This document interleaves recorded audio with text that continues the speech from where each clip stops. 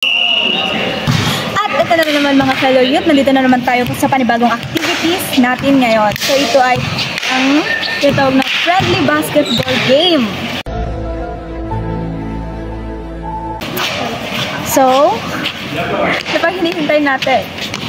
Tara na ating panoorin.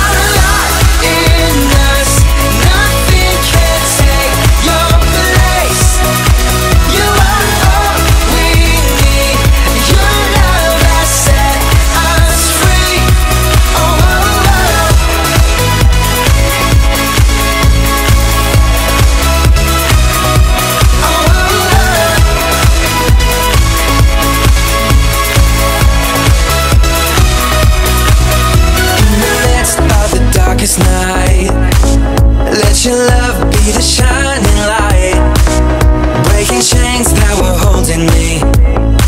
You sent your sun down and set me free. Everything of this world will fade. I'm pressing on till I see your face. I will live that your will be done. I won't stop till your kingdom come. 'Cause you are my freedom. We lift you higher, lift you higher. Your love never ending. Oh, oh, oh. You are alive in us. Nothing can take your place. You are all we need. Your love has set us free. Oh, oh, oh.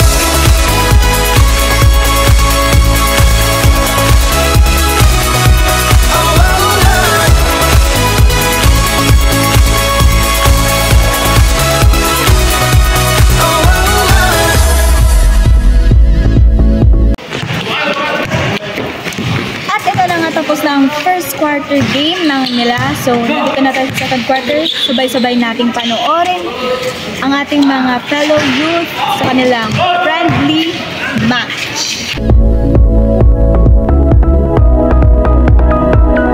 You are my freedom. We lift you higher. You are my freedom. We lift you higher, lift you higher. Your love never ending. Oh, oh, oh. You are alive in us. Nothing can take your place. You are all we need. Your love has set us free. You are alive in us. Nothing can take your place. You are all we need. Your love has set us free. Oh, oh, oh.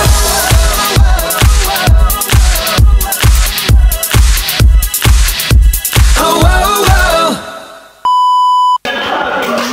So, ito na nga tapos na ang ating second quarter ng game. So, samahan nyo akong tanungin ang ating mga players kung ano nga ba kanilang nararamdaman. So, pag hinihintay current. Unang-una dito sa lahat, meron nakita ko ngayon dito si brother. So, ayun. Pangalan? Ako po si San Sagad. So, ano nararamdaman mo ngayon, brother? Pagod. Sanay na kasi nag-start yung laro namin. Kahit na talo, good pa rin. Yun ang tinatawag nating friendly game.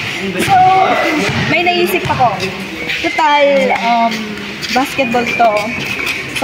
What if samahan mo akong tanungin yung mga other players kung ano nga bang kanila nararamdaman ngayon sa second quarter. So, dahil nagtitira naman kayo, samahan mo ako. Let's go! So, tara na at ating tatanungin ang ating mga players from Barangay Arnab. so, let's G. So, ito. Dito po tayo. Kasi pong interviewin ang smogit ng Arnab. Si Brother Jello. Kamusta po yung laro natin? Okay. Kamusta ang experience mo sa paglaro dito sa Ubog? Maganda naman. Nakakapagod lang. Yan lang po. Salamat. Diba? Ikaw naman, brother. Brother. Kamusta ang experience mo sa game? Mayat nung. Mayat. So, ayan, narinig nyo ang sinabi ng dalawang players natin from Arnab. Ngayon naman, tatanungin natin ang ating Tanungin natin ang kanilang ang ating referee din. So, nandito na po tayo. Pastor, pwede ka natin ma-interview. Kamusta ang experience mo sa game, Pastor? Sa game? Oo, Pastor. Maganda kasi ang gagaling nyo. Yung sa pag-referee naman. Pati sa kape. Ang sarap. Sa referee, nakakapagod. Ang bibilis nyo tumakbo. So, narinig po natin ang sinabi ng ating pastor na referee. So, ayan nating natanong kanina ang mga sinabi ng ating mga fellow youth from Arnab. Ngayon naman ating tatanungin ang ating youth alive from Ubog. So, tara na. So, ngayon, kasama po natin ngayon ang ating, Malon. chairman.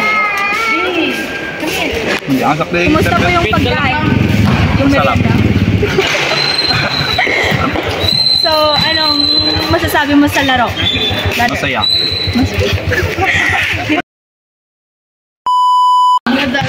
So, atin pong interviewin ang ating matangkad na manlalaro na mula dito sa Ubog. Let's go. Brother, kita pa namin na interview. Oy, wag kang tatakbo. Hindi ako naglaro. Kamusta yung experience mo sa game, brother? Hindi ako naglaro, brother.